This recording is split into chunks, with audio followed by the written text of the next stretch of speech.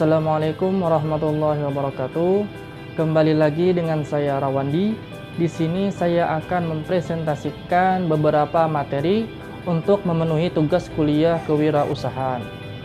Materi yang pertama ialah analisis internal dan eksternal. Yang kedua, gagasan produk baru, mencakup konsep produk, konsep marketing, konsep integrate, atau menciptakan kebutuhan pasar. Yang ketiga yaitu identifikasi dan analisis peluang usaha baru. Kita masuki materi yang pertama yaitu analisis internal dan eksternal. Yang pertama yaitu analisis internal. Tujuan analisis lingkungan adalah untuk dapat mengerti dan memahami lingkungan organisasi sehingga manajemen akan dapat melakukan reaksi secara tepat terhadap setiap perubahan.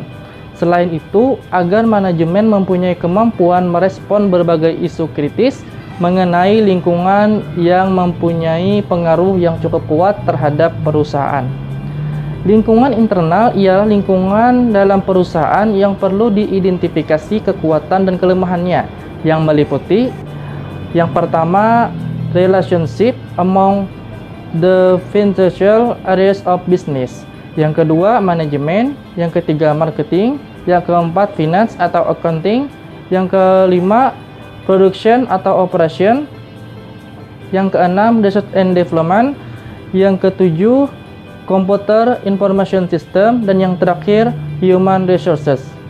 Di samping faktor-faktor di atas, faktor internal lainnya adalah budaya organisasi yang meliputi menjunjung nilai-nilai luhur standar etika moral, ilmu pengetahuan dan profesi, membantu pengembangan manusia secara optimal baik di lingkungan pendidikan maupun masyarakat, mengembangkan ilmu secara bertanggung jawab dan berkesinambungan, serta menjadikan budaya belajar dan peningkatan mutu diri yang berkesinambungan sebagai falsafah hidup.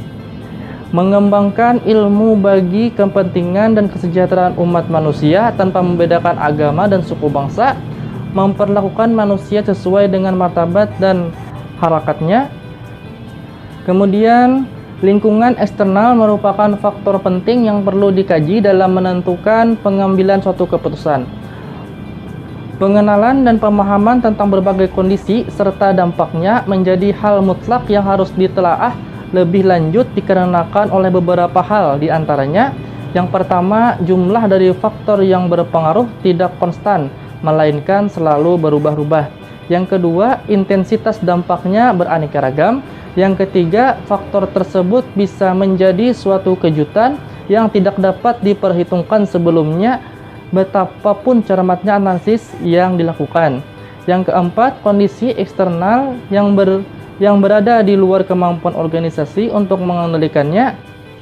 Kemudian kita masuki pembahasan yang kedua, yaitu gagasan produk yang mencakup konsep produk, konsep marketing, konsep integrate atau menciptakan kebutuhan pasar. Yang pertama, konsep produk. Konsep produk menyatakan bahwa konsumen akan menyukai produk yang menawarkan mutu, kinerja, dan pelengkap inovatif yang terbaik. Manajer dalam organisasi berorientasi produk memusatkan perhatian mereka pada usaha untuk menghasilkan produk unggul dan terus menyempurnakannya. Berdasarkan konsep ini, manajer mengasumsikan bahwa pembeli menghargai produk yang dibuat dengan baik dan mereka dapat menilai kualitas dan kinerja suatu produk. Perusahaan yang berorientasi produk sering merancang produk mereka dengan sedikit atau tanpa masukan dari pelanggan. Mereka yakin bahwa insinyur mereka tahu bagaimana merancang dan menyempurnakan produk mereka, dan bahkan mereka tidak menganalisis produk pesaing. Konsep produk mengarahkan pada miopia pemasaran. Sebagaimana yang telah kita bicarakan pada awal bab ini, manajemen kereta api berpendapat bahwa pengguna kereta api menginginkan kereta api, bukanlah transportasi, dan memandang enteng tantangan dari pesawat udara, bus, dan mobil. Pabrik Mr. Gesser berpendapat bahwa insinyur menginginkan Mr. Gesser, bukan kemampuan menghitung dan memandang enteng tantangan kalkulator saku. Yang kedua yaitu konsep marketing. Konsep marketing yaitu pemasaran atau marketing merupakan serangkaian kegiatan yang memiliki tujuan untuk memasarkan produk yang diproduksi oleh perusahaan. Berbagai rangkaian kegiatan tersebut dilakukan agar produk dapat diminati dan bisa dimanfaatkan oleh masyarakat. Konsep marketing juga dapat dikatakan sebagai kegiatan yang bertujuan untuk mengetahui kebutuhan pasar.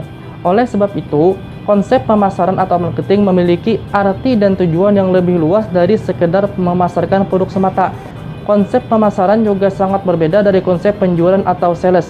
Pemasaran atau marketing menjadi sebuah tindakan yang dilakukan perusahaan untuk menghubungkan perusahaan dengan konsumen agar merasa puas. Kemudian lanjut konsep pemasaran.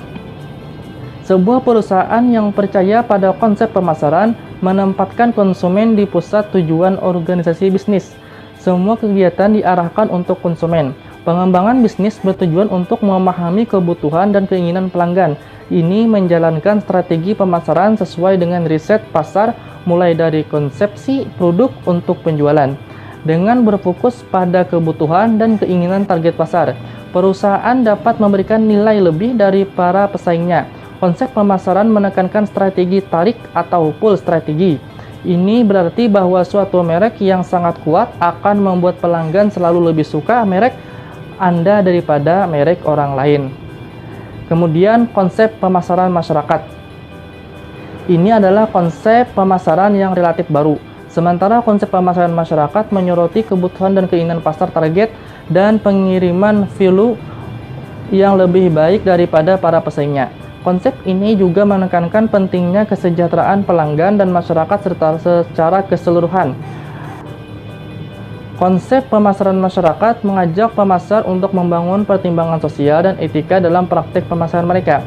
Mereka harus menyeimbangkan kriteria laba perusahaan yang seringkali bertentangan antara kepuasan konsumen dan kepentingan publik.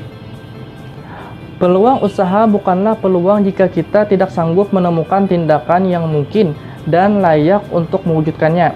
Adapun persyaratan pokok dalam memanfaatkan peluang usaha pada masa depan ialah berpikir positif, optimisme, bersedia bekerja keras dan mau mendengarkan orang lain, mengakui kesalahan dan mau percaya bahwa pada hari ini harus lebih baik dari hari kemarin.